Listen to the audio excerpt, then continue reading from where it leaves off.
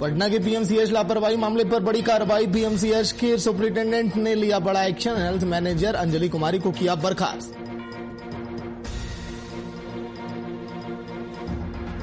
पूर्व सीएम का सीएम सोरेन पर हमला। प्रेस कॉन्फ्रेंस कर साधा निशाना। मधुपुर उपचुनाव को लेकर बीजेपी की जीत का किया दावा।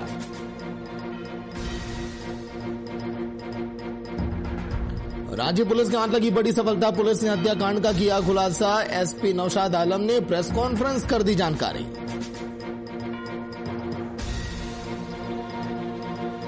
पूरे देश भर में बेलगाम होती कोरोना की रफ्तार। कुल मामले 1,33,58,000 के पार। कोरोना से 1,29,305 की मौतें। नमस्कार, वीआईपी न्यूज आप देख रहे हैं। मैं आपके साथ सागर मिश्रा। जिस तरह से बिहार में 2 दिनों के अंदर बड़ी घटनाएं सामने आई, पूरे बिहार को झकझोर कर रख दिया। मॉब लिंचिंग की शिकार अगर पुलिस की टीम हो तो फिर क्या कहना। प्रशासन के रवैये पर सवाल खड़े हुए। जिस तरह से अश्वनी कुमार को मॉब लिंचिंग का शिकार होना पड़ा, उसके बाद पुलिस की टीम का वहां से पीछे हट जाना, और आज के दिन फिर से एक घटना ने जहां पर शराब की तस्करी का भंडाफोड़ करने पुलिस की टीम तो पहुंची थी, लेकिन वहां पर गांव वालों ने ही पुलिस की टीम को घेर लिया। रिपोर्ट आप देखिए।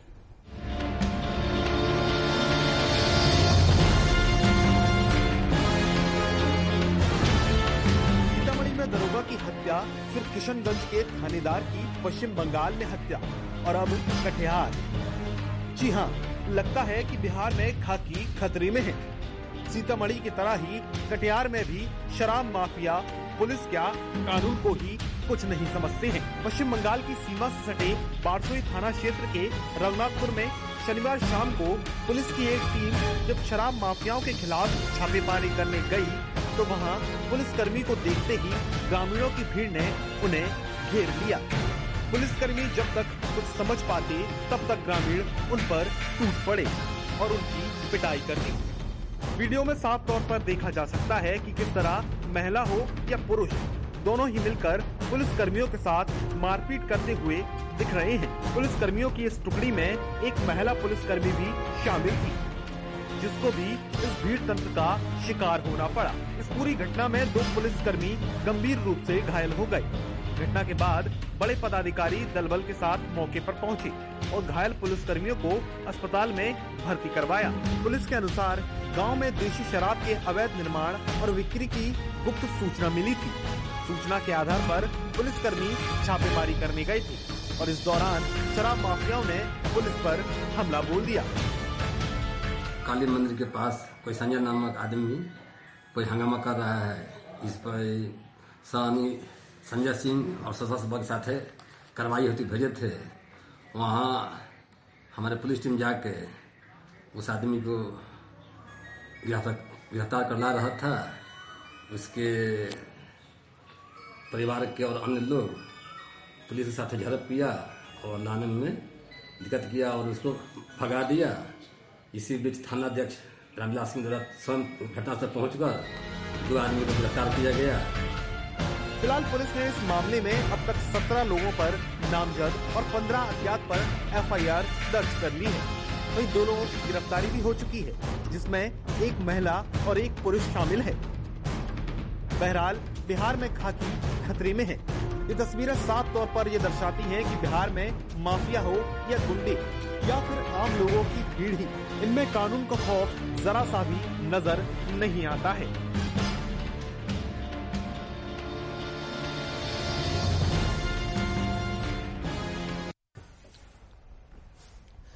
मधुपुर उपचुनाव बेहद करीब है, लेकिन चुनाव से पहले सियासत भी लगातार जारी है। कहीं सत्ता पक्ष तो विपक्ष अपनी अपनी जीत का दावा कर रहे हैं, लेकिन आज के दिन जिस तरह से रघुवर दास ने बयान दिया, पूर्व मुख्यमंत्री ने क्या कुछ कहा उन्होंने, वो भी आप सुनिए और जानिए इस रिपोर्ट में।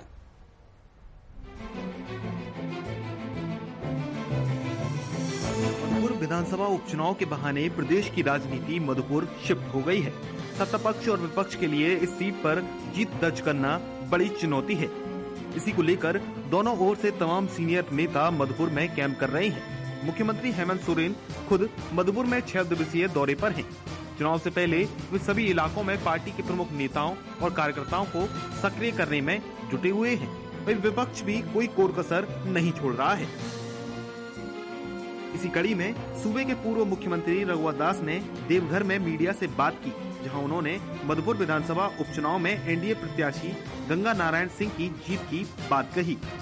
मधुपुर उपचुनाव पर बात करते हुए रघुवर दास ने कहा कि मधुपुर में एनडीए प्रत्याशी की जीत तय है।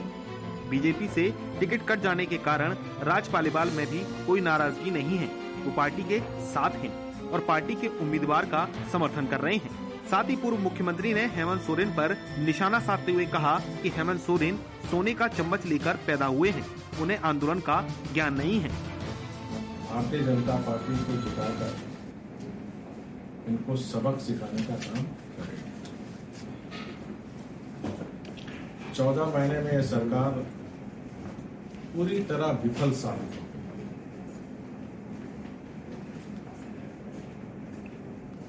आज कोरोना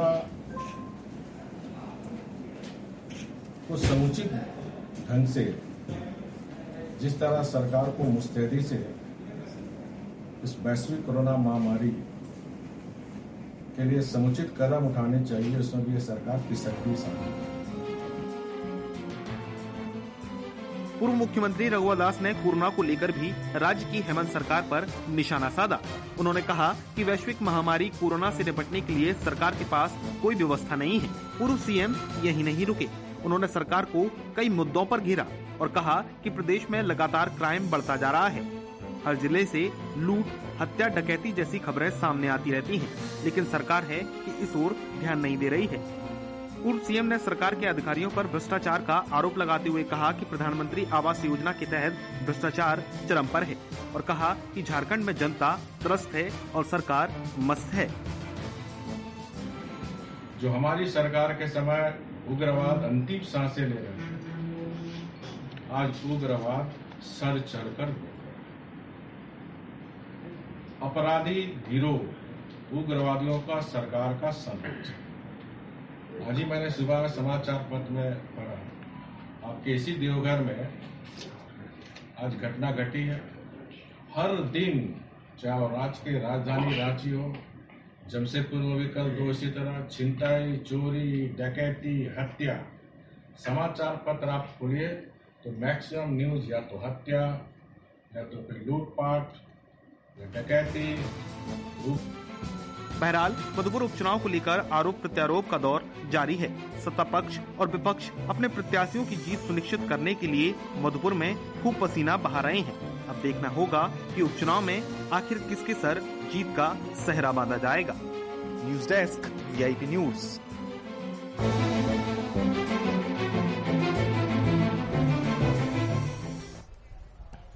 और कोरोना संक्रमण की रफ्तार पूरे झारखंड में तेज हो गई है। इसी के चलते कई स्कूल, कॉलेज के कर्मचारी और छात्र भी संक्रमित पाए गए। ऐसे में राज्य सरकार ने कोरोना के बढ़ते रफ्तार को देखते हुए नया SOP जारी किया, जिसके तहत 30 अप्रैल तक सभी स्कूल और कॉलेज को बंद किया गया। रिपोर्ट आप देखिए।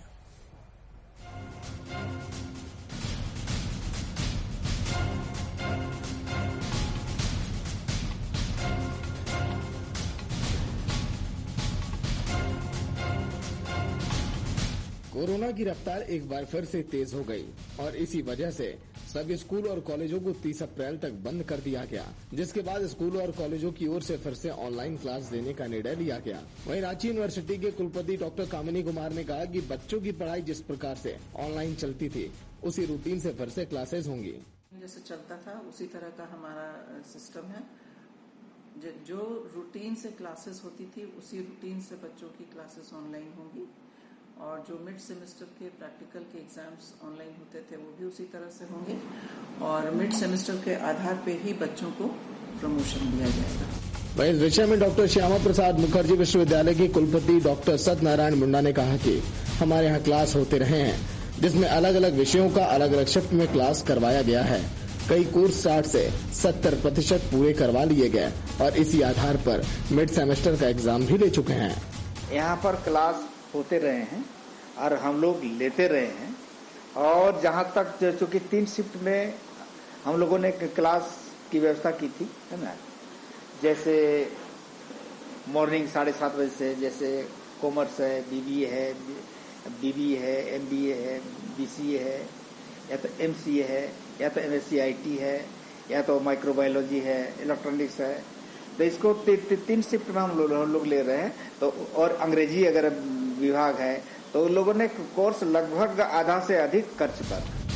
वहीं ऑनलाइन क्लासेस को लेकर छात्रों का कहना है कि ऑनलाइन क्लास से बेहतर ऑफलाइन क्लास होता है। हम लोगों को विषयों को समझने में आसानी होती है। कई ऐसे विषय होते हैं जो ऑनलाइन क्लास से सुलझाए नहीं जा सकते हैं। 3 महीने का सिलेबस 1.5 महीने में कवर करवाया जा रहा है और इससे हम लोगों पर प्रेशर आ रहा है।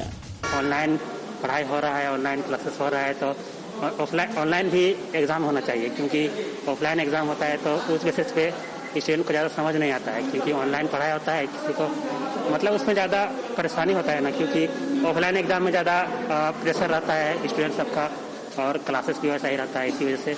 और ऑनलाइन एग्जाम रहता है तो ऐसा में स्टूडेंट थोड़ा सा अपने नॉलेज से भी लिख सकता है। वहीं ऑनलाइन क्लास में होने वाली परेशानियों पर रांची विश्वविद्यालय के कुलपति डॉक्टर कामिनी कुमार ने कहा कि ओपन क्लासरूम में जिस प्रकार से पढ़ाई होती है उस प्रकार से बच्चों को निश्चित सेटिस्फेक्शन नहीं मिलता, लेकिन हमारी प्राथमिकता बच्चे स्वस्थ रहें और किसी को किसी तरह का संक्रमण न हो, और इसलिए हमने सरकार का जारी आदेश लागू किया है। सुविधा हम दे सकते हैं, दे रहे हैं, लेकिन ओपन क्लासरूम में जैसी पढ़ाई होती है उस तरह से तो निश्चित ही बच्चों को सेटिस्फेक्शन नहीं मिलता है। लेकिन अभी प्रायोरिटी है कि हर कोई स्वस्थ रहे, हमारे यहाँ के हर बच्चे स्वस्थ रहे, किसी को किसी तरह का कोई संक्रमण ना हो, ये देखते हुए हमने अभी सरकार का ये आदेश लागू कर दिया है। इसके अलावा इस बारे में कुछ छात्रों का कहना है कि कोरोना के दौरान ऑनलाइन क्लास ही बेहतर है। रांची में कई स्कूल कॉलेजों में कोरोना संक्रमित मिले हैं, ऐसे में ऑनलाइन क्लास ही सही है। जाहिर सी बात है कि ऑफलाइन क्लासेस ज्यादा अच्छा होता, पर ये कोविड महामारी के जो बढ़ते हुए प्रकोप को देखते हुए विश्वविद्यालय ने यह निर्णय लिया ऑनलाइन, और आशा है कि पिछले बार से जो इस बार की ऑनलाइन क्लासेस होंगे बेहतर होंगे, और छात्र हित में अभी का स्थिति देखते हुए ऑनलाइन क्लास ही उचित है। हाँ, जो शुरू से हमारा मांग रहा है कि अगर ऑनलाइन क्लासेस हो तो ऑनलाइन ही परीक्षा लिए जाए। देखिए, वर्तमान परिस्थिति में जो भी अभी चल रहा है पूरे देश के अंदर में कोरोना महामारी का जो सेकेंड वेव एक बहुत विशाल रूप ले लिया है, तो कहीं न कहीं ऑनलाइन ही शिक्षा जो चल रहा है ज्यादा बेहतर है। ऑफलाइन कराने से महामारी कहीं न कहीं ज्यादा बढ़ेगा। एक ही राज्य के 2 अलग अलग विश्वविद्यालयों के फैसले से छात्रों को परेशानियों का सामना करना पड़ रहा है। ऐसे में यह देखना अहम होगा कि विश्वविद्यालय की ओर से छात्रों की बातों को कितनी गंभीरता से लिया जाता है। वीआईपी न्यूज के लिए रांची से करिश्मा सिन्हा की रिपोर्ट।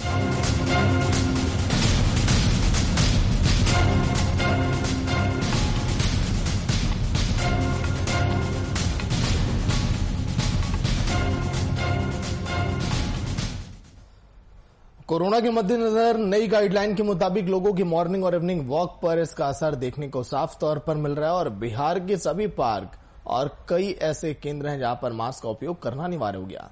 पार्क के समय में भी परिवर्तन किए गए। पटना की बोरिंग रोड के एसके पुरी पार्क में जहां हजारों की संख्या में लोग आते थे, वहां पर भी अब कमी अब दिखाई दे रही है। कुमार गौतम ने जायजा लिया, देखिए आप। बढ़ते प्रभाव को देखते हुए जहां सरकार ने गाइडलाइन जारी की है, वहीं जो घूमने टहलने वाले लोग हैं जिनका मनोरंजन पार्क में होता है, उनके ऊपर भी असर पड़ेगा। हम आपको तस्वीरें दिखाते हैं कि किस तरीके से पटना के एसके पुरी पार्क का ये गेट है, जहां पर सूचना के तौर पर लिखा गया है कि कोविड-19 के संक्रमण के विस्तार के कारण पार्क सुबह 6 बजे से शाम 7 बजे तक खुला रहेगा। आमतौर पे ये 1 घंटा पहले और 1 घंटा बाद, क्या मतलब रात 9 बजे तक के लिए ये पार्क खुला रहता था, लेकिन अब कोविड की वजह से उसका असर पार्क के लोगों पर भी पड़ेगा जो पार्क टहलने आते हैं। आइए कुछ लोग हैं यहाँ पे जानते हैं। वयस्क का शुल्क 10 रुपया, शिशु 5 रुपये। ये बताइए, जो लोग बिना मास्क के आ रहे हैं उनको आप लोग क्या बता रहे हैं? सर, हम लोग तो प्राय मास्क के बारे में उनसे बोलते हैं कि कृपया बगैर मास्क के अंदर न जाएं, और हम लोग मास्क भी रखे हुए हैं। हाँ, अच्छा, तो लोग नहीं पहन के देते हैं? उनको भी देते भी हैं। नहीं, इनकी चार्ज है सरकारी 20 रुपया रेट है। अच्छा।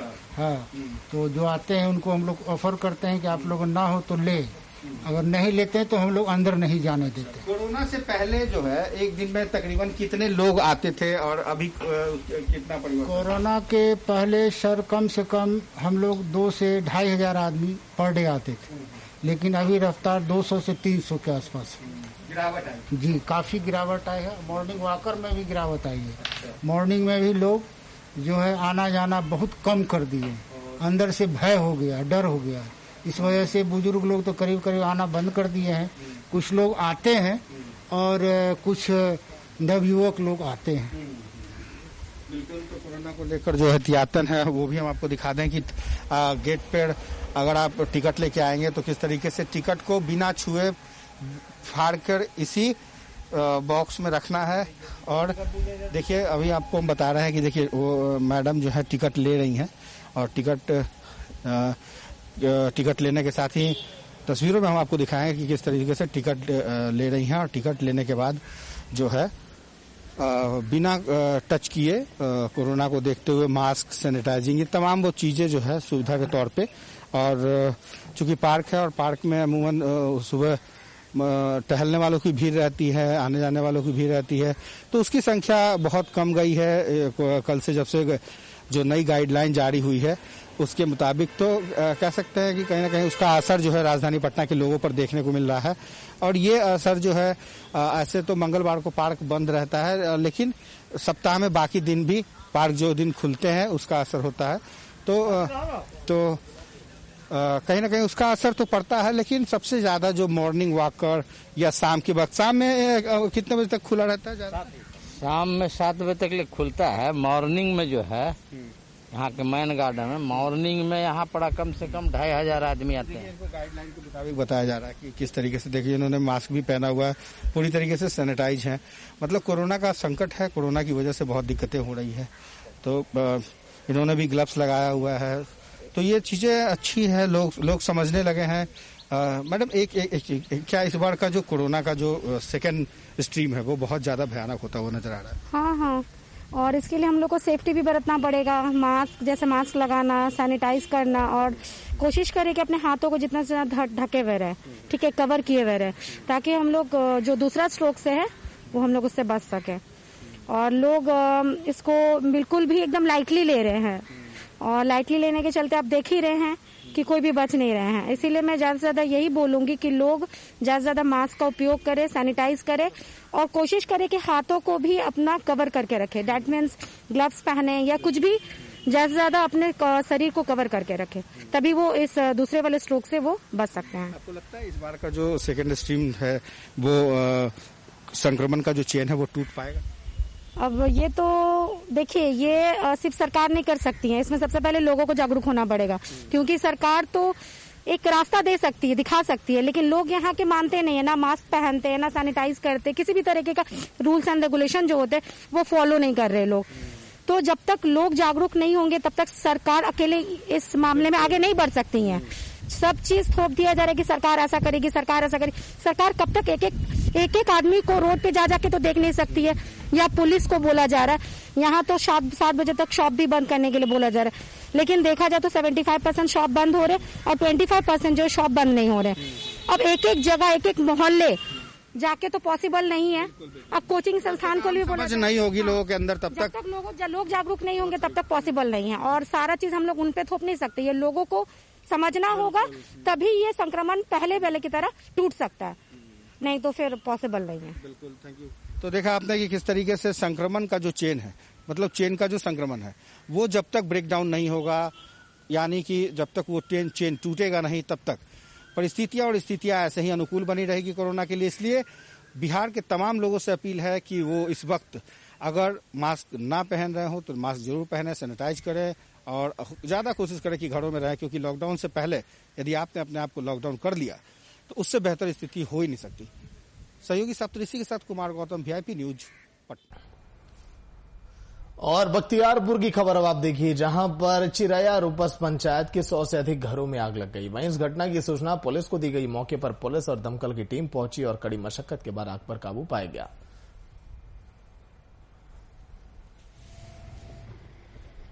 जैसे हम लोग को सूचना फोन द्वारा मिला, हम लोगों को जैसे ही हम लोग को सूचना मिला हम लोग तत्काल यहाँ पहुँचे, लेकिन यहाँ आने के बाद पता चला कि यहाँ बड़ी गाड़ी आने के लिए सुविधा नहीं है, जिसके चलते यह छोटी वाहन को ही अलग अलग थाना से बुलाया गया। और हम लोग काम कर रहे हैं, जितना हो सके जितना काम कर रहे हैं। देख ही रहे हैं कि बहुत सारा कितना वाहन आया है यहाँ? अभी तो यहाँ 5 वाहन अभी काम कर रहे हैं हम लोग। घटना के बारे में क्या जानकारी है आपको? घटना के बारे में हमको यही सूचना मिला कि चिरैया गाँव में जो है ना आग लगी हुई है। सूचना पाकर हम लोग यहाँ आए तो देखे कि काफी यहाँ नुकसान हुआ है। हम लोग काम कर रहे हैं, अभी भी कुछ है काम हम लोग। लगभग कितने घरों में आग लगी होगी? लगभग यहाँ से लगभग 100 घर में लगभग आग लगी। शॉर्ट सर्किट से लगा या कैसे लगा ये तो हम लोग को पता नहीं, लेकिन पूरा एकदम जल के राख हो गया पूरा। कितना घर इसमें क्षतिग्रस्त है? 150 घर क्षतिग्रस्त। कैसे आग लगी ये जानकारी नहीं, ये जानकारी तो अभी नहीं पता चला है। अब शॉर्ट सर्किट से लगा या घर से कोई चूल्हा जलाने के क्रम में लगा ये पता नहीं चला। अभी प्रशासन के द्वारा क्या व्यवस्था की गई है? कोई व्यवस्था नहीं है। दमकल वगैरह का? दमकल आया है। सरकारी जो आपदा प्रबंधन में जो मुहैया कराया जाता है वो सब मूलभूत सुविधा कोई उपलब्ध अभी नहीं हुआ।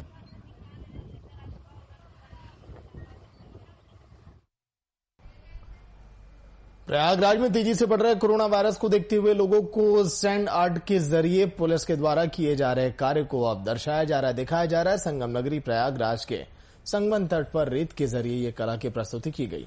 रेत से बनाई गई सैंड आर्ट इलाहाबाद विश्वविद्यालय के छात्रों ने बनाई और लोगों से सरकार के गाइडलाइंस का पालन करने की अपील की।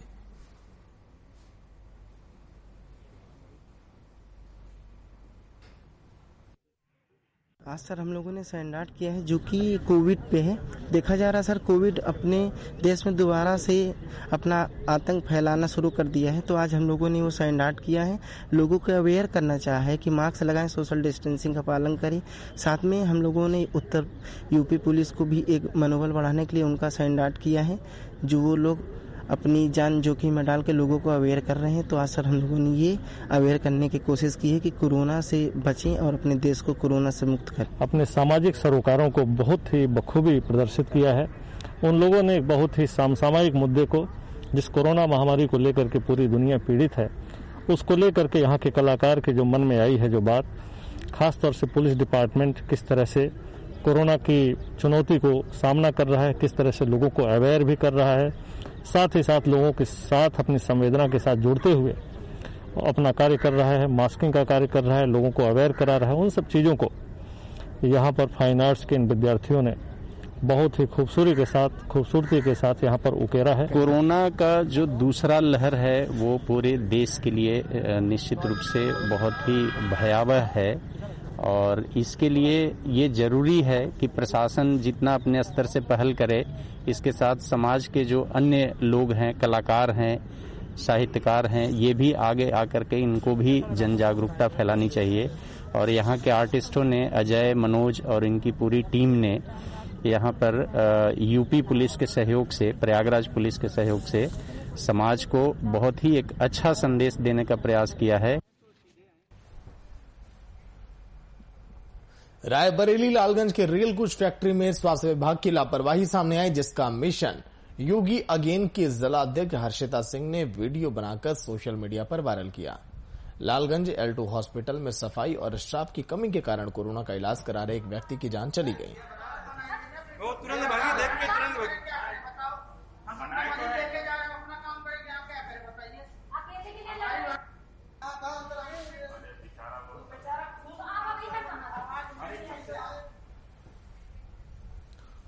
रांची पुलिस को एक बार फिर एक बड़ी सफलता हाथ लगी। बीते दिन रांची गेट के इलाके में हुई हत्या की पुलिस ने उसका खुलासा किया। इस मामले में पुलिस ने तुरंत कार्रवाई भी की, एक्शन भी लिया। 3 आरोपियों को गिरफ्तार किया। आरोपियों ने अपने गुनाह को कबूल भी कर लिया। पुलिस ने घटनास्थल से हत्या में उपयोग खून से सना पत्थर भी बरामद किया है।